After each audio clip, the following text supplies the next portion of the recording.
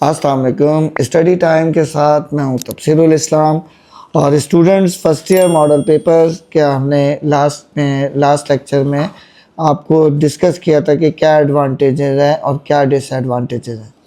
आज अभी हम जो है वो आपको मॉडल पेपर के एमसीक्यूज सॉल्व करके दिखाते हैं कि किस तरीके से हम एमसीक्यूज को सॉल्व कर सकते हैं।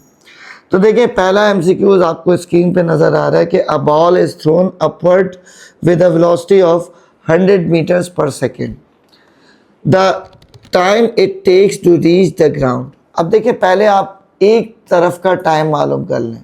जब हम एक तरफ का टाइम कहते हैं तो वी एफ हो जाएगा ज़ीरो। अब वी एफ ज़ीरो हो जाएगा तो V F equals to V I plus A T. A की जगह जी आ जाएगा। अब वी एफ है ज़ीरो, वी आई कितना है? वी आई हमारे पास है 100। ए माइनस जी का मतलब माइनस 10t। इस लिहाज से देखें तो 10t बराबर है किसके? 100 के। और t एक तरफ का जो टाइम है वो 100/10 10 सेकेंड आ जाएगा। अब स्टूडेंट्स, यहाँ पे एक तरफ का टाइम अगर 10 सेकेंड है तो दो तरफ का टाइम क्या हो जाएगा? Obviously 20 seconds. तो यहाँ पे हमारा ऑप्शन होगा 20 सेकेंड्स। ठीक, अच्छा। नेक्स्ट क्वेश्चन क्या है? If the product of two non zero vectors vanishes then the vectors are. If the dot product of two non zero vectors vanish हो गया यानी कि जीरो हो जाए तो ए डॉट बी, हमें पता है कि ए डॉट बी बराबर होता है ए बी कॉस थीटा। और कॉस थीटा 90 होगा तो कॉस जीरो होता है। ठीक, तो ए डॉट बी अगर हम देखें तो एंगल क्या होना चाहिए? 90 डिग्री होना चाहिए। तो यहाँ पे हम कहेंगे कि दीज वेक्टर्स आर परपेंडिकुलर। ठीक, ये ऑप्शन हो गया आपके पास। तीसरा है the force is also called self adjusting force. कौन सी इसमें से फोर्स है जो सेल्फ एडजस्टिंग? सेल्फ एडजस्टिंग का मतलब है खुद ब खुद इंक्रीज करती है, खुद ब खुद डिक्रीज करती है। Tension, no, tension depends upon weight. ठीक, वेट तो चेंज हो जाता है मतलब, लेकिन खुद ब खुद नहीं होता, जगह के लिहाज से होता है। उसके बाद थ्रस्ट, ये भी खुद ब खुद चेंज नहीं होता। तो सिर्फ एक फोर्स है फ्रिक्शन, जो कि अप्लाइड फोर्स इंक्रीज करते जाए तो ये अपने आप को खुद एडजस्ट करती है, इंक्रीज करती है, या अगर बॉडी मूव करने लगे तो डिक्रीज करती है। तो यहाँ पे सेल्फ एडजस्टिंग फोर्स कौन सी है? फ्रिक्शन। ठीक, थर्ड है a wooden block of volume 0.05 metre cube is floating on a water. The buoyant force acting on the block is. अब आपको पता है कि फोर्स का फॉर्मूला होता है रॉ जी वी। रॉ है आपके पास 1000, जी है आपके पास 10 और वॉल्यूम कितना है? 0.05। तो जब आप इन तीनों को मल्टीप्लाई करेंगे तो आपके पास क्या आएगा? 500 आपके पास ऑप्शन आएगा।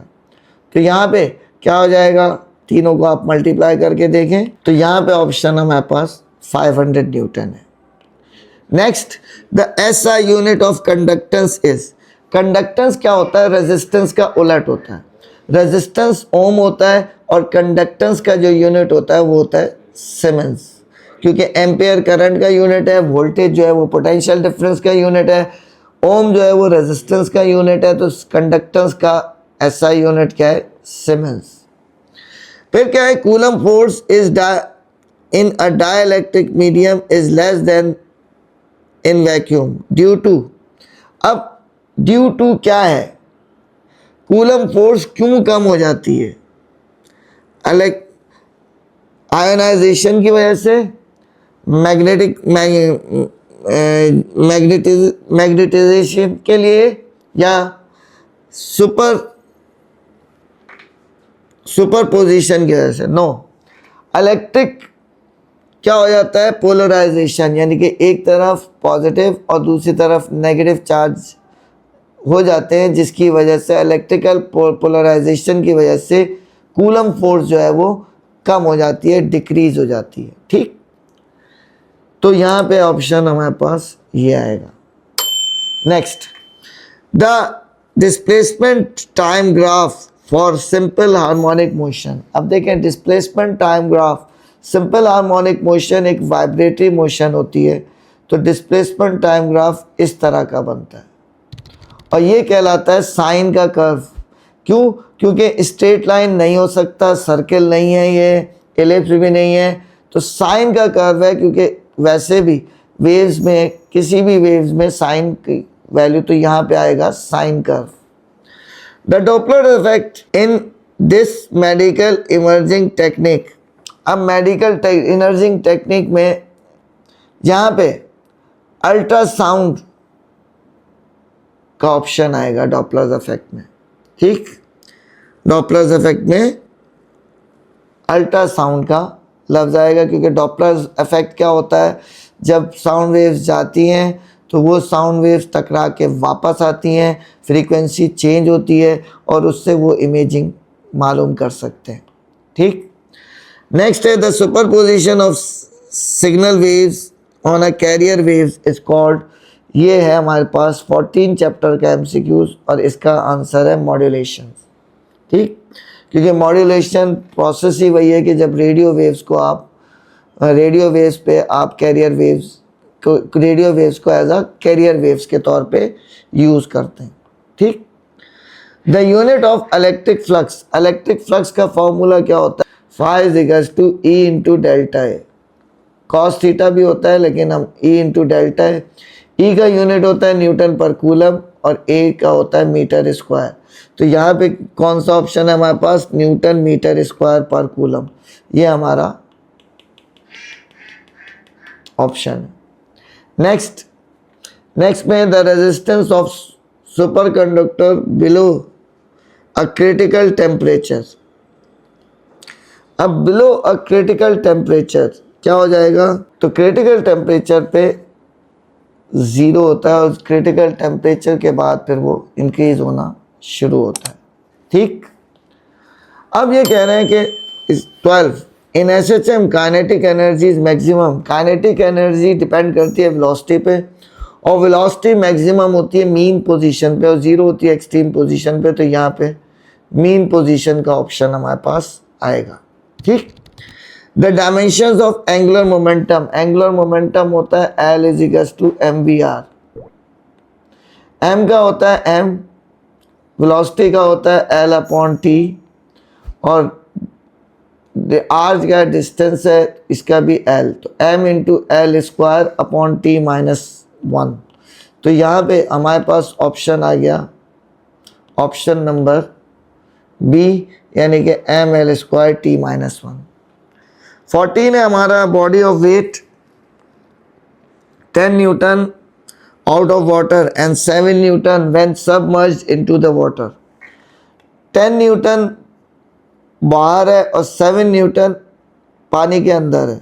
तो यहाँ पे क्या आ जाएगा, बायोंट फोर्स ऑब्वियसली कितनी होगी, 10 माइनस 7 यानी कि 3 न्यूटन हो जाएगी इसमें।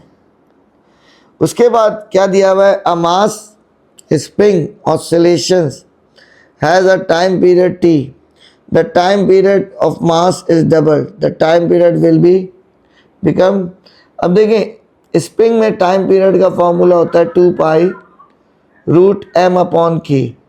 अब रूट के अंदर मास है, तो अगर मास डबल हो जाएगा तो टाइम पीरियड भी 2 अंडर रूट 2 टाइम्स बढ़ जाएगा। तो ऑप्शन सी इसमें हमारा ऑप्शन है। ठीक, इसके बाद नेक्स्ट में आ जाता है कि the electromagnetic waves has the shortest wavelength. कौन सी इसमें शॉर्टेस्ट वेवलेंथ है, microwave, radio wave, infrared waves, ultrasonic waves या कौन सी वेव्स हैं? अब आप बताएं। इलेक्ट्रोमैग्नेटिक वेव्स, इसमें देखें अल्ट्रासोनिक वेव्स ये तो है नहीं। रेडियो वेव्स, रेडियो वेव्स की सबसे ज़्यादा यानी कि सबसे कम फ्रीक्वेंसी होती है और यानी कि सबसे कम फ्रीक्वेंसी रेडियो वेव्स और इंफ्रारेड वेव्स। तो बेसिकली यहाँ पे जो ऑप्शन आना चाहिए वो रेडियो वेव्स का आना चाहिए, ठीक, क्योंकि अब स्टूडेंट को इंफ्रारेड वेव्स और रेडियो वेव्स में वो होगा, कंफ्यूजन होगा, लेकिन यहाँ पे ऑप्शन आना चाहिए रेडियो वेव्स। अब the maximum number of beats can be heard by the human is, जो maximum number of beats human ear detect कर सकता है वो है 7 बीट्स पर सेकेंड। तो स्टूडेंट्स, आज का आपको लेक्चर कैसा लगा कमेंट सेक्शन में बताइएगा। हमारी वीडियोस को लाइक करें, चैनल को सब्सक्राइब करें और दोस्तों के साथ शेयर ज़रूर करें। नेक्स्ट वीडियो में इंशाल्लाह हम मॉडल पेपर के न्यूमेरिकल सॉल्व करके आपको दिखाएंगे और आपको नए पेपर की, यानी कि जो आपका आने वाला पेपर है उसकी इम्पोर्टेंट की वीडियो भी हम जल्द ही तैयार करेंगे। तो इंतज़ार रहिएगा और हमारे चैनल को सब्सक्राइब करना ना भूलिएगा। जब तक के लिए अल्लाह हाफ़िज़।